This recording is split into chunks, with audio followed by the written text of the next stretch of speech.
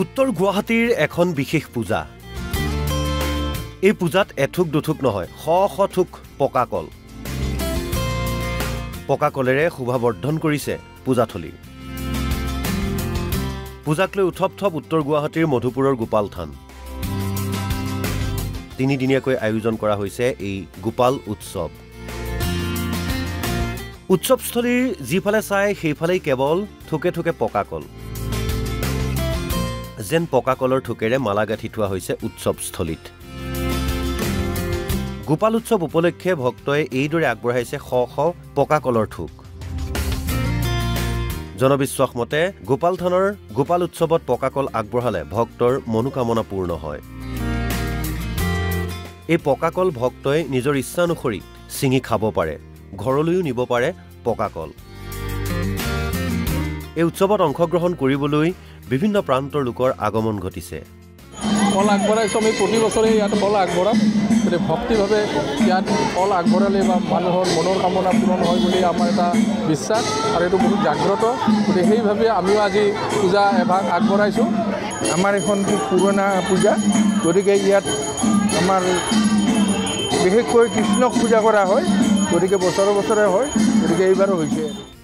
উত্তৰ গুৱাহাটীৰ পৰা মধুমাধৱ দাসৰ ৰিপৰ্ট, NB নিউজ।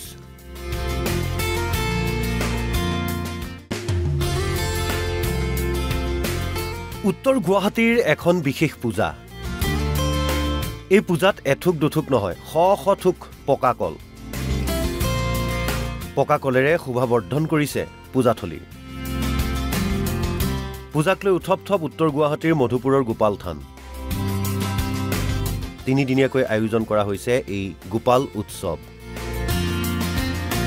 উৎসৱস্থলীৰ যিফালে চাই সেইফালেই কেৱল থোকে থোকে পকা কল। যেন পকা কলৰ থোকেৰে মালা গাঁঠি থোৱা হৈছে উৎসৱস্থলীত। গোপাল উৎসৱ উপলক্ষে ভক্তই এইদৰে আগবঢ়াইছে শ শ পকা কলৰ থোক।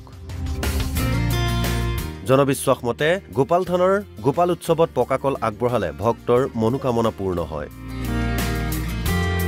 এই পকা কল ভক্তই নিজৰ ইচ্ছানুসৰি ছিঙি খাব পাৰে, ঘৰলৈও নিব পাৰে পকা কল।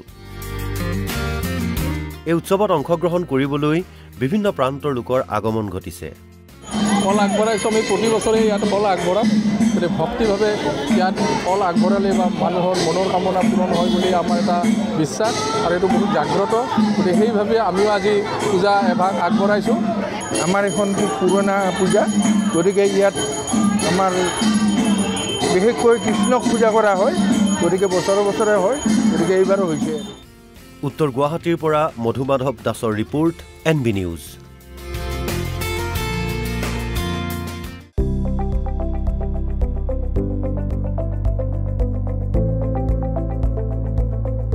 NB নিউজ, সহজ সৰল ভাষাত নৱভাৰতৰ কথা।